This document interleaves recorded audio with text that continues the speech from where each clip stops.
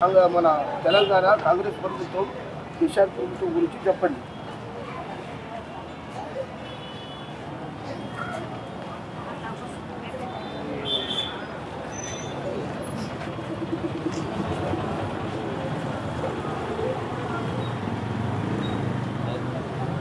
అని ఇప్పుడు మన రేవంత్ రెడ్డి వచ్చినప్పటి నుంచి చాలా కష్టాలే నడుస్తుంది. జనాభాలో కూడా చాలా ఇబ్బందులు పడుతుంది.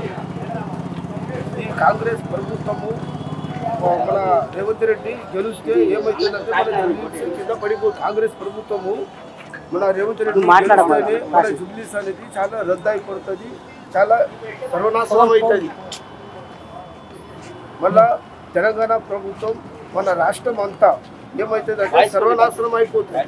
వచ్చినా కానీ ఆయన ప్రశాంతం అనేది బతకనీయడు. అన్ని సమస్యలకు ఎదుర్కొని మన తెలంగాణ ప్రభుత్వానికి ప్రజలకి అందరికీ సర్వనాశనం చేసే వ్యక్తి మాత్రం ఉన్నాడు. మన తెలంగాణ ప్రభుత్వం కేసీఆర్ మన కాశీనాథ్ గారు గెలిస్తే మన ప్రభుత్వం అనేది చాలా బాగా నెరవేరుతుంది. కష్టాలు కూడా తీరిపోతాయి. మన ఉద్యోగాలు, ఆరోగ్యాలు, నీళ్ళ పనులు అన్నీ బాగా కలిసి వస్తాయి. ఎలాంటి ఇబ్బంది అనేది ఉండదు.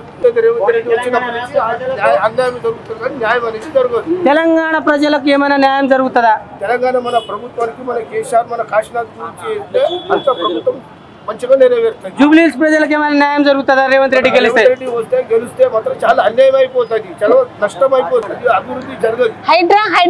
హైడ్రా బుల్డోజర్ ప్రభుత్వం ఇది.